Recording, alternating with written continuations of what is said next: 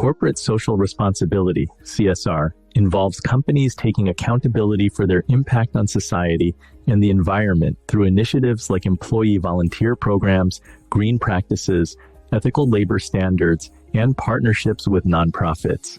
CSR integrates social and environmental concerns into business models, enhancing corporate reputation, employee engagement, and customer loyalty.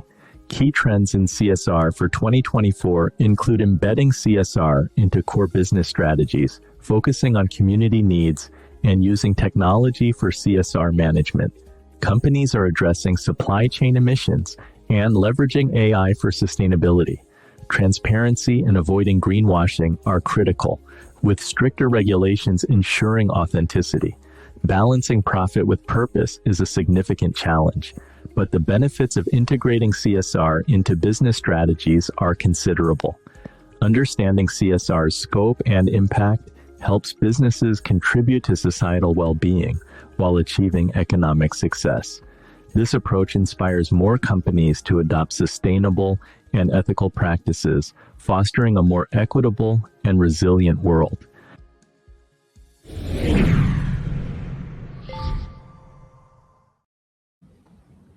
Mariko, do you see a relationship between corporate social responsibility and long-term financial performance in companies that you invest in?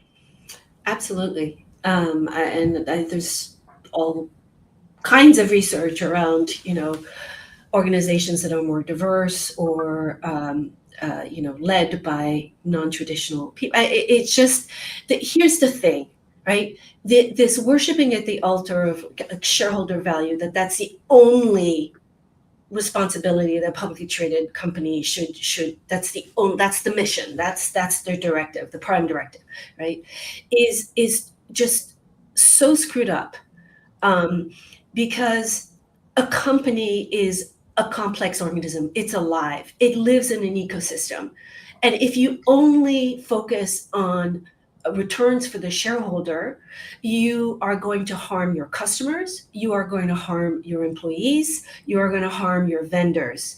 So you have to take care of the whole ecosystem. You can't just focus on one thing. And the shareholder value, that's also been put up as a prime directive, and then also management incentives in terms of how people are paid. And again, better performers are the ones where the management, perform the pay is reasonable. I mean, just, there's a way to run these businesses properly that's not about wokeness or anything else. It's actually about risk management. It's about good business practices. If you have toxic, dysfunctional workplaces, your employee productivity is not going to be what it should. Your employees aren't. Your turnover is going to be higher. It's just like, just do the right thing, and your returns will compound. And that this kind of, I saw the evolution of all of this with the worshiping the altar of shareholders are the only that has a very short-term decision making that's very exploitative, very extractive, and you end up killing the golden goose by making her lay way more eggs than is healthy for her, rather than having the whole value of all the eggs that a goose might otherwise do, and let some of those eggs hatch and create other geese, which is kind of what Adam is doing. But absolutely, I think the companies, and I was a small cap money manager, so smaller companies, you could really see the impact of what leadership would be, and how the values, when companies were run humanely for the long term, without greed being the operative principle, with this idea that you're a steward of an entire economic ecosystem, participating in a larger ecosystem. Those companies were the ones that you felt in safe hands buying and holding for a long period of time. Kat, any key trends that you've observed in corporate social responsibility and how that impacts, how that can make our money more impactful? Mm-hmm. Well, so I mean, I think it's always good to remember that the role that business plays versus government versus the private philanthropic nonprofit sector, that keeps evolving. I think Mariko used the word sort of a toxic capitalism. There was a time in this country where there was an expectation that corporations would do well by its employees. There was an expectation that you were a good corporate citizen in the sort of broader society. And so I think that what's happening now, and you see it in, I'll go back to the fact that I'm at a university, you see it in where people want to work. You see it in the kinds of information they seek from future employers. I think a lot of people are recognizing the limitations of such a short-term view of what business is about. And because things like the longevity and robustness and sustainability of your supply chain, things like how well and equitably do you treat all your employees, things like how much does the geographic community where your headquarters are, how much are you viewed as a good corporate citizen in that community? Those are all material considerations for the strength of that company, both as a member of society, but also as a financial engine and an economic engine to its owners and to our economy. So, there has been in the press some sort of, I think of it more as political backlash against CSR and what that means. But when I look at this generation of young people who are entering the workforce and business leaders, and for sure the folks who come to our high impact philanthropy academy, they are taking the much broader view, the one that Mariko outlined, and recognize that what CSR is looking at, those really are material concerns. That's not just a sort of like political correctness consideration. I think as a financial advisor, as an analyst, my simplistic observation is that many publicly traded companies, the CEOs are being rewarded on the stock performance. And I think the number that I read consistently is I think that the tenure of the average American CEO is something like 5 years. It's not that long. Yeah. And therefore, the incentive is how high can you get your stock price That's right. in that 5-year period so that you can make your fortune and get paid. So there's this emphasis on C-suite compensation and then also getting the stock price up. Adam, as a leader of a social enterprise, what are your thoughts on this? CEO compensation, ethical labor standards, green practices, et cetera. I think what we're seeing in the likes of CSR and other methods that companies are being having to step up to provide greater societal output for the community.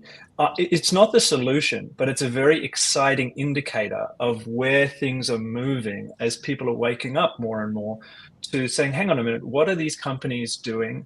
And who would I prefer to purchase my goods or services from when I have a range of options of different companies that behave in different ways? And there's unfortunately an element of greenwashing and virtue signaling, but there's also a huge element of companies that are genuinely trying to go way beyond what is traditionally expected of them to produce outsized gains for society. Interestingly enough, that type of behavior it's an extension of capitalism. It's not an argument against capitalism. It's a better, more enhanced. It's more hardcore capitalism, actually. Adam Smith, the writer of Wealth of Nations, the whole point of what he was getting at with capitalism, as compared to a feudal system, was that if you let companies do their thing, the best products and services will rise to the top, and there will be this thing, the invisible hand, which will produce really, really good outcomes for society, better for society compared with the feudal system. Therefore, this version of capitalism is better because it produces better outcomes for society. Now, if you then fast forward and look at what's happening now with companies, social enterprises who say, great, I'm going to compete in this capitalist model. I'm going to come up with a good or a service that has to be competitive on price, quality, etc. And that's the only way, my product will rise to the top. And on top of that, I'm going to find all these unique ways to have a greater, an invisible hand that's now more visible, essentially, is what's happening, to produce even better outcomes for society. Well, I think Adam Smith would look at that and say, that's what I'm about. Yeah, this is capitalism. And so when we have our competitors, other ticketing platforms who look at us, we say, we're beating you on being better capitalists than you. Event hosts are choosing to switch to Humanitics on all the things of the features of the product, price, all these great things, and we give away all of our profits to the world's best children's charities, and they love that. That you got beat because of on competitive grounds, and that's capitalism. So this is a very exciting indicator, in my view, of where capitalism is moving to, rather than it being a debate against capitalism. Great to see capitalism alive and well and enhanced and doing good.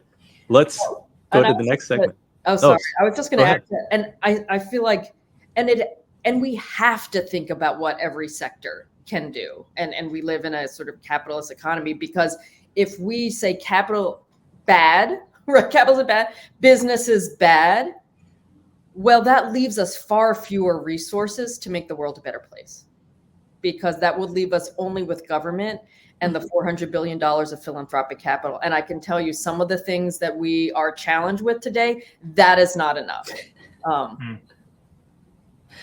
I couldn't agree more. I think there's often a misdirected debate against capitalism with no alternatives provided. And that is not a very constructive or helpful thing. Yes, there are many issues with the way companies operate, and they operate under capitalism.